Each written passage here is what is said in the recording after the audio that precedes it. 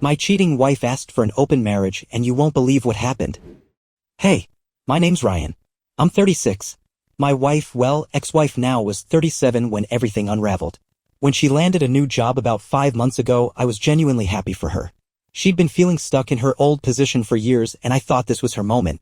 But I didn't expect it to come with an entirely new personality and a group of coworkers who would end up destroying our lives. It started with little things: new language, offhand comments about reclaiming herself, late nights with the girls. I didn't think much of it at first. Every spouse changes a little in a new environment, right? But then her tone shifted. The appreciation she once had for our family, the jokes, the quiet evenings, the way she used to play board games with our kids, it all started fading. She became cold, dismissive. Everything I did suddenly annoyed her. Things she used to love, me bringing her coffee in the morning, helping with the laundry, turned into ammunition for arguments. She'd say things like, "You only do this to control me," or "You think I need your help to feel whole." At first, I tried to be patient. I chalked it up to stress. But deep down, something was off. Something was very wrong. The breaking point came just before Christmas. Our kids, Abby, 10, and Mason, 8, were spending the holiday with their grandparents and we were supposed to join them later. That morning, she asked me what I thought about opening our marriage. I already knew. I'd seen messages. Deleted texts she forgot to fully wipe. I'd read her conversations with a coworker, Gavin, about how she was already sleeping with 2 men and planning to pitch the open relationship idea like it was some kind of experiment. What I didn't expect was the coldness. When I asked her directly who, when, how, she admitted everything. 2 one-night stands. Both are married men. Then she said she had a date set up with Gavin. That she planned to continue. That I was being controlling for not being okay with it. That she wanted to set me up with one of her friends to balance things out. I stared at her across the table and realized she wasn't the person I married. She wasn't even someone I recognized. So I told her calmly, "You're single now." I walked upstairs, packed her bags, and stood by the door in silence as she screamed about how I was holding her back. She walked out. No remorse. No apology. Just gone. But I knew this wasn't the end. I'd read too many Reddit stories. I knew this was just the beginning. After she walked out that day, I thought the worst was behind me. I was wrong. The next few weeks were a blur: text exchanges about co-parenting, the occasional call about the kids, but no real conversation. No remorse. Just the cold logistics of 2 people now legally separating their lives. Then came the video. It was a Tuesday morning. I was dropping Abby and Mason off at school when my phone buzzed with a message from a number I didn't recognize. No text. Just a file attachment. I parked and opened it. It was security footage. Blurry but unmistakable. My ex-wife, Emma, is entering a hotel lobby. Arms locked with Gavin. The timestamp? 2 weeks before, she brought up opening the marriage. They weren't subtle. The video showed them laughing, touching, and stealing kisses in the elevator. Like they didn't have a care in the world. Like I didn't exist. Like our family didn't exist. I don't know who sent the footage. Maybe someone who knew me. Maybe a coworker who couldn't stomach what she was doing. Doesn't matter. What mattered was how it made everything real. Up to that point, there was still a part of me that thought maybe she had a breakdown. Maybe she was swept up in something she didn't understand. But watching that video? That erased any doubt. This wasn't confusion. This was betrayal. And the worst part? She didn't even try to hide it. I didn't say anything to her at first. I let the silence do the work. But the next time she picked up the kids, I brought it up. "I saw the footage," I said. She didn't even flinch. "Oh," she said, like I brought up the weather. "So I guess you finally see what I meant." "What exactly did you mean?" I asked. That I needed more. That I outgrew this. Us. And just like that, it clicked. She hadn't fallen. She jumped. I realized in that moment that the person I married no longer existed. The woman who used to send me notes in my lunchbox, who cried watching movies with our daughter, who once said I was her home, she was gone. Replaced by someone chasing a version of herself that didn't include us. I didn't yell. I didn't cry. I just said okay. And I let her leave again. But this time, there was no sadness in me. Update. 3 weeks passed after that video. No more late-night arguments. No accusations. No pleading. Just silence. For the first time in months, my house was quiet and I could finally hear myself think. I wasn't angry anymore. Not the way I had been. There was still pain, sure, but underneath that, something stronger was building: peace. I started getting up early again. Cleaning the house. Cooking for the kids. Reclaiming my space, one room at a time. Then came the shift. It started with little things. Emma started texting more often about the kids at first, but then drifting off into casual territory. "Remember the Thai place we used to love? I heard your favorite band's coming to town. Mason said you've been teaching him how to grill. That's cute." At first, I ignored it. But then I realized what was happening. She wasn't just co-parenting. She was probing. She wanted to know if the door was still open, if the man she discarded might still be standing there waiting for her. He wasn't. I didn't respond to anything that wasn't about the kids. When I saw her at drop-offs, I kept it polite and brief. And something about that unsettled her more than any fight ever had. One day, she stayed a little longer after picking up Abby. Just stood in the entryway, scanning the house. "You've rearranged," she said. "It looks nice." "Thanks," I said, keeping my distance. "You look good too," she added after a beat. I just nodded. Then she blurted, "Have you started seeing anyone?" It wasn't curiosity. It was panic disguised as interest. I shook my head. "Not yet, but I'm not in a rush." She looked like she wanted to say something else, but didn't. Instead, she gave a tight smile, turned, and left. Later that week, she sent a message. "I think we made a mistake." I stared at it for a long time. I knew what she meant. But I also knew she didn't regret what she did. She regretted that I didn't fall apart without her. So I replied, "I agree. But some mistakes we don't get to undo." That was the last time she brought it up. It didn't happen overnight, but it was fast enough that I noticed. The cracks started to show in Emma's new life.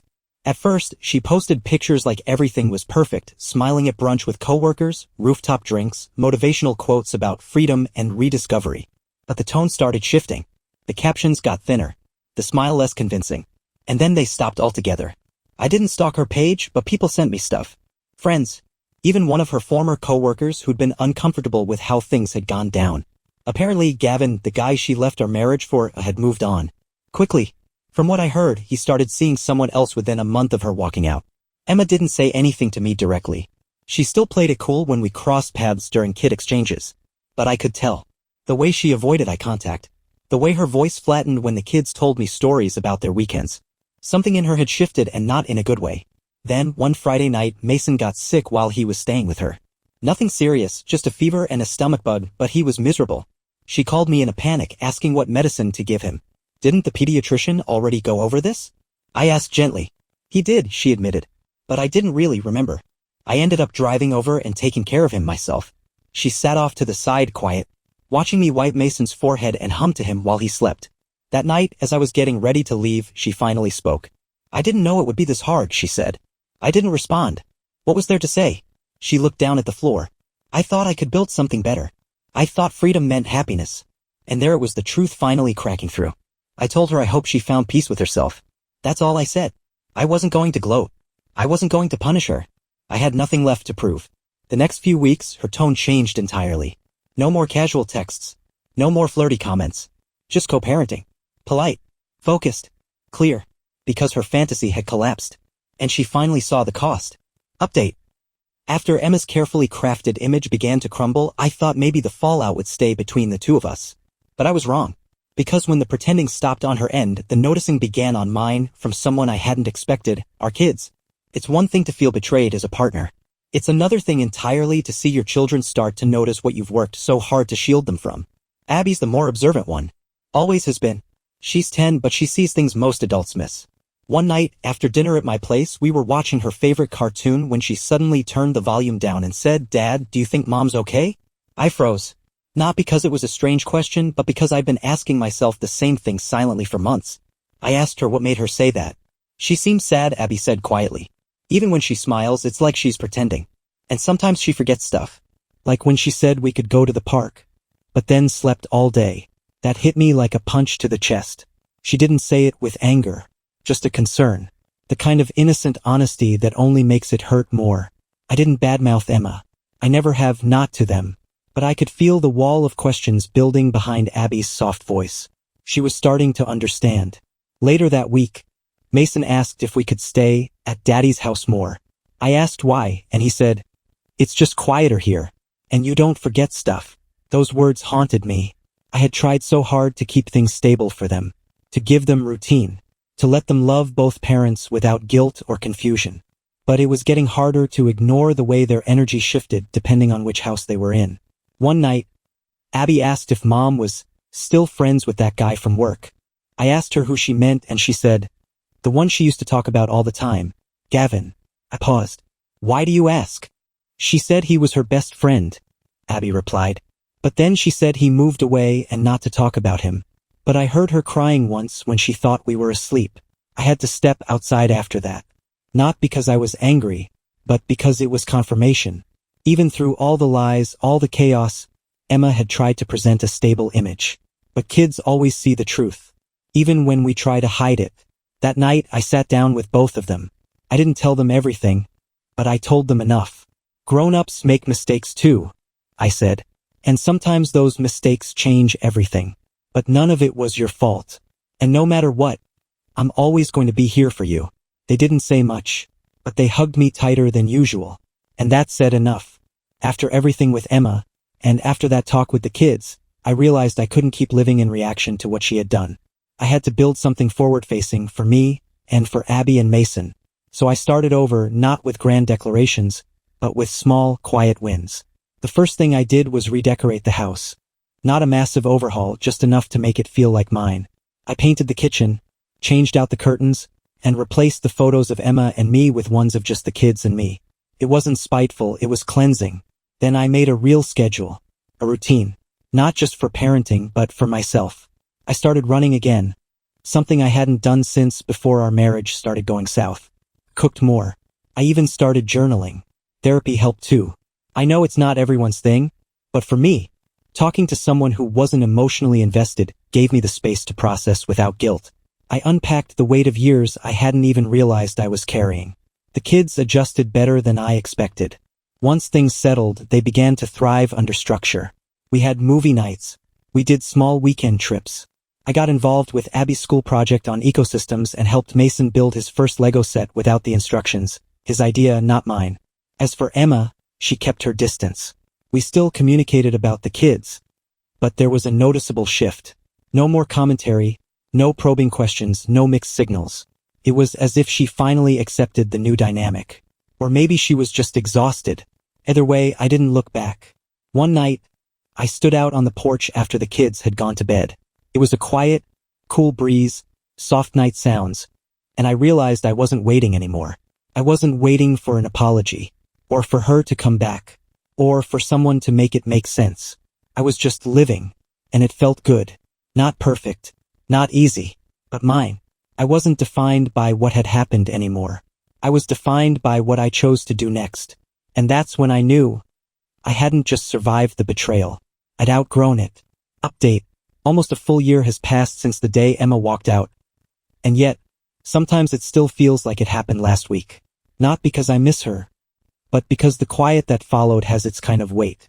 You'd expect a betrayal like that to explode, to burn hot and loud and then vanish. But that's not how it ended. There were no more screaming matches, no dramatic scenes or drawn-out apologies. Just silence. Steady, cold, and final. And strangely enough, it was the silence that hurt more than anything else. The final message came late one evening. I'd just finished putting the kids to bed and was settling into the couch when my phone lit up with her name. It was a text. Simple. Unadorned. I hope you're okay. I know I don't deserve to ask. But thank you for being a good dad. For being better than I ever was to you. I stared at it for a while. Not out of shock, but because I wasn't sure how I felt. There wasn't anger. No bitterness. Just a quiet acknowledgement of what we both already knew. She'd lost something she didn't understand until it was gone. I didn't reply right away. I read it again the next morning, then again a few days later. And eventually I typed out a response. We're doing okay. I hope you find peace too. That was the end of it. No follow-up. No apology campaign. Just a final message and nothing more. Today, my life is simple and whole. The kids are happy. I'm stable. There's laughter in the house again. I'm not waiting for the other shoe to drop or for someone to walk back through a door they chose to close. And that's how I knew things had finally shifted. Not because everything was perfect, but because I didn't feel the need to look back anymore. I wasn't bracing for another hit. I wasn't carrying the weight of her choices. I was just living. And that was enough. In my honest opinion, she thought the grass was greener, but Ryan was the one who grew without her. No revenge. No rage. Just reality and the strength to let go. Would you have walked away too? Share your story in the comments. Hope you enjoyed this story as much as I do. Help this small channel grow by hitting that like button, subscribing, and sharing with your friends. Every bit of support means the world. Thanks for watching and see you in the next one.